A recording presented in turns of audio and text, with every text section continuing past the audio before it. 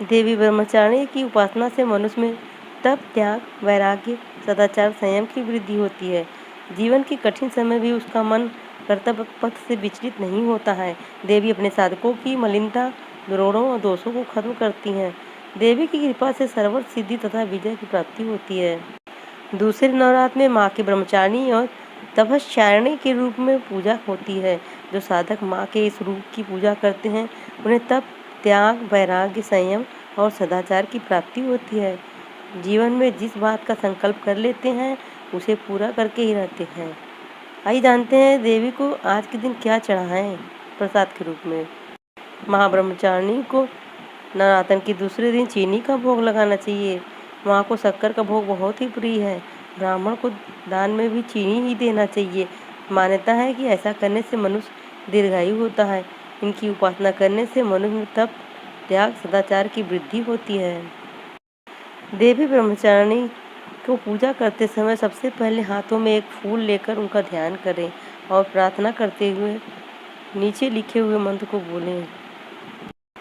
ब्रह्मचारिणी देवी का जो भी मंत्र आपको आता हो उसको पढ़ें। इसके बाद देवी को पंचामृत से स्नान कराएं।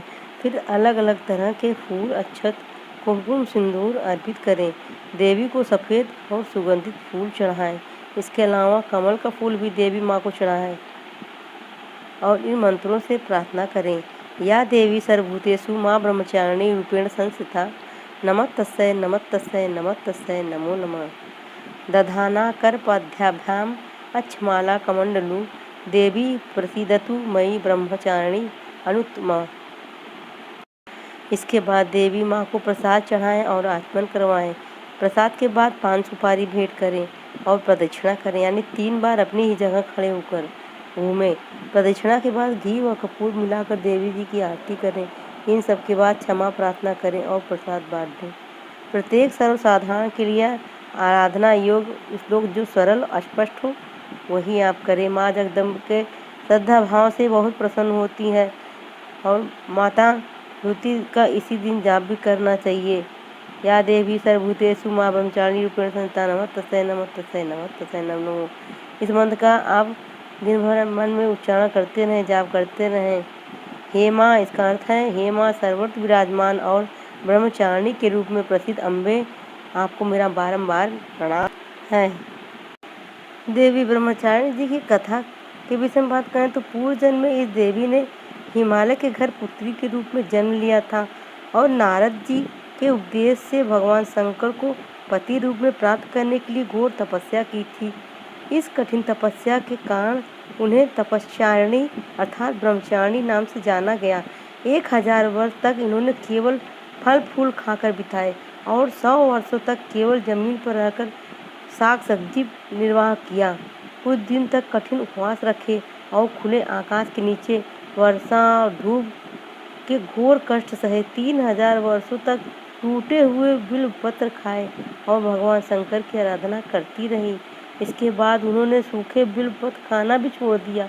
कई हजार वर्षों तक निर्जल और निराहार रहकर तपस्या करती रहीं। पत्तों को भी खाना छोड़ दिया। इसके कारण इनका नाम अपर्णा नाम पड़ गया। कठिन तपस्या के कारण देवी का शरीर एकदम क्षीण हो गया। देवता, ऋषि, सिद्धगण, मुनि सभी ने ब्रह्मचारिणी की तपस्या को अभूतपूर्व पूर्ण कृत्य बताया, सराहना की और कहा, हे देवी, आज तक किसी ने इस तरह की कठोर तपस्या नहीं की। यह आपसे ही संभव था। आपकी मनोकामना परिपूर्ण होगी और भगवान चंद्रमौली शिव जी तुम्हें पति के रूप में प्राप्त होंगे। आप तपस्या छोड़कर घर लौट आओ। जल्द ही आपके पिता आपको लेने आ रहे हैं। माँ की कथा का सार यह है कि जीवन के कठिन संघर्षों में भी मन विचलित नहीं होना चाहिए। माँ ब्रह्मचारिणी देवी की कृपा से सर्व सिद्धि प्राप्त होती है। तो भक्तों, आज के वीडियो में हमने ब्रह्मचारिणी देवी की पूजा विधि कथा को विस्तार पूर्वक जाना और उसका हम लाभ उठाएं। आपको वीडियो कैसा लगा दोस्तों, आप मुझे कमेंट करके मेरे वीडियो को लाइक करें, शेयर करें, चैनल को सब्सक्राइब करें। प्लीज़ सब्सक्राइब करें। वीडियो अगर अच्छा लगा हो तो एक लाइक। तो अगली वीडियो में माता जी की तीसरे रूप की हम कथा सुनेंगे। नमस्कार, धन्यवाद।